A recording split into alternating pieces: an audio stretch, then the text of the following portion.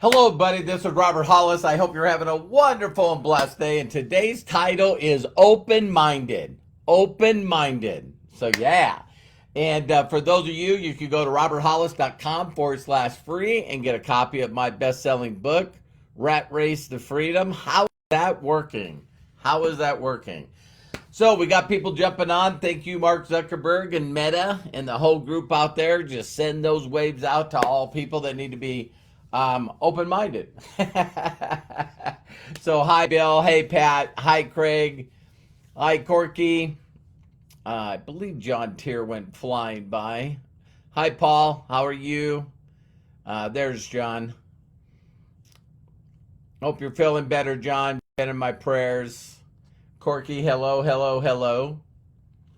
We'll get started just in a little bit. Hi Kevin, hi Lisa Marie, hey Kai. Great to have you guys on here. Really appreciate that. And we're a minute in, and I'm going to get going. Hi, Deb. Hello, everybody. My name is Robert Hollis. I hope you're having a wonderful and blessed day. And today's title is Open-Minded. Open-Minded. Now, I think we all know the definition of that, but if you go online, Google, look at Webster Dictionary, it just basically means that, you're open to other ideas. You don't have a locked in mind that it's only this way. And one of the unique things about my entire life is I consider myself extremely, extremely open-minded.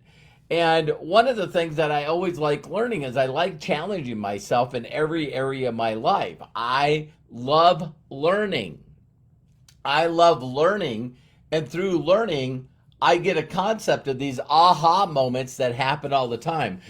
Craig, you'll like this one. We haven't used this in a while, but it's a pop. We get pop. It's a point of passion. It's just something where we just go like, wow, I never thought of that. And again, with that, paradigm shifts and stuff like that. So through my life, I consistently had these things that shifted my paradigm and the way I thought from that point forward. But if you don't allow that thought inside your head, then how can you do it? So here's a couple of comments, for me. At one time, I knew that I knew that I knew. It's like I got that phrase, if you know that you know that you know, and you find out it isn't so, it's not true. When would you like to know? And most people will say, I want to know right now.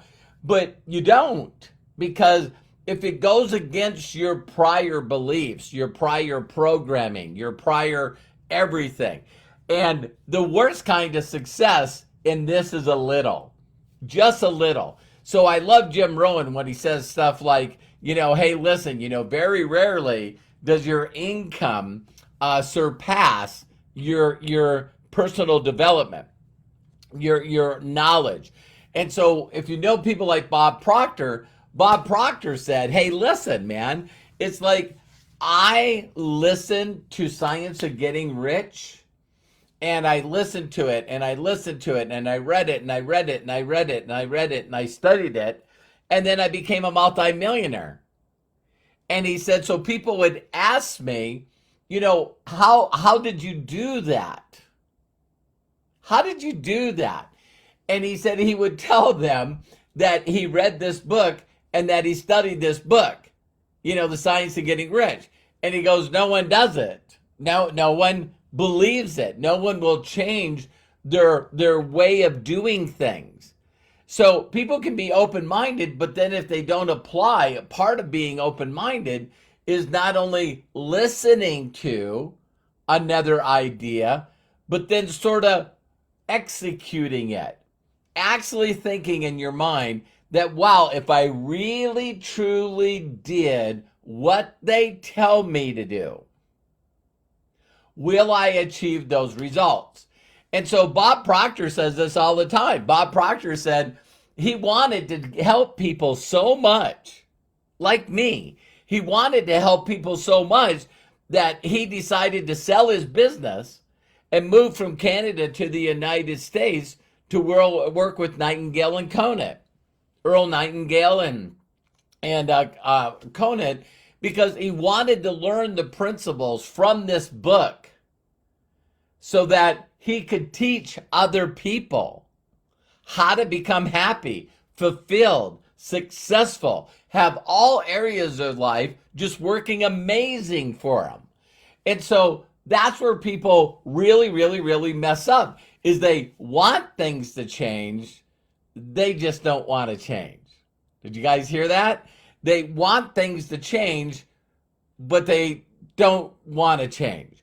So the last part of this video I want to talk about is that success leaves clues. I know a lot of people will watch this and it's like, success leaves clues.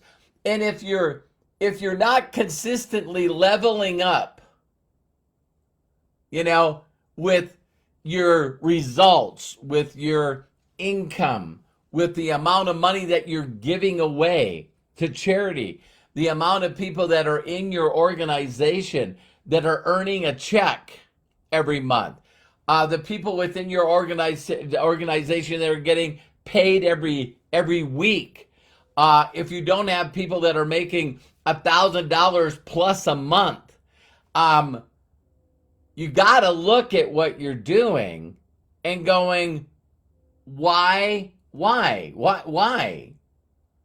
And so a lot of people, it's amazing. They believe that they know what they're doing and they believe that they can do it. Then they're not open-minded to trying a unique path of making that happen. So that's why some of the videos that I've been talking about recently, like referral marketing, right? Referral programs. You can go on Google and put in referral program. And today, the news is always playing in the background, or not the news today, but it was amazing where there's a new website, refer.com. Think about that. Refer.me. I'm sorry. Refer.me. Refer.me. And when you go to that, you can find people that are looking for jobs and refer them to a certain company. And if they hire that person, they'll pay you. So wait a minute. It went from Monster. How many people know how many websites out there that have been for job placements, right? So there's Monster and there's jobs.com and indeed.com and all of these websites that are for jobs. A lot of people say that LinkedIn. Someone was smart enough to go refer.com, refer.me, refer.me, refer.me. And now you can look at the jobs that companies have. Think about people that you could connect with that job. And if you do, you get paid. In some cases, you get paid for connecting people that are looking for a job with companies that are looking to employ. Now, can I be honest with all of you? Can I be brutally honest with all of you? A majority of the people, according to the census, according to facts and figures from the IRS, 95% of the people are not going to refer anybody to anything. They can't be bothered. They're too stuck in their ways. They're constantly, in that cage, just running wide open. And it's like they're never, ever going to slow down long enough to learn another way to do anything. Anything. So now when you get in this kind of company and we basically refer people to become a free affiliate, I then do a Zoom with them, show them how to set up their affiliate sites or send them to a video. And then they now need to go out and find people that are open to that. And the majority of people are not. So they're like, this ain't working for me. This is not working for me. This is not working for me. It's unrealistic expectations. They want to make $1 million in 1 week. You know what I mean? And it's like, The whole concept is that if you can consistently on a day-to-day basis be going through the cards to find the aces, this business works. So there's so many people out there that are not open-minded, and then there's people that have actually tried this kind of business and they're not open-minded.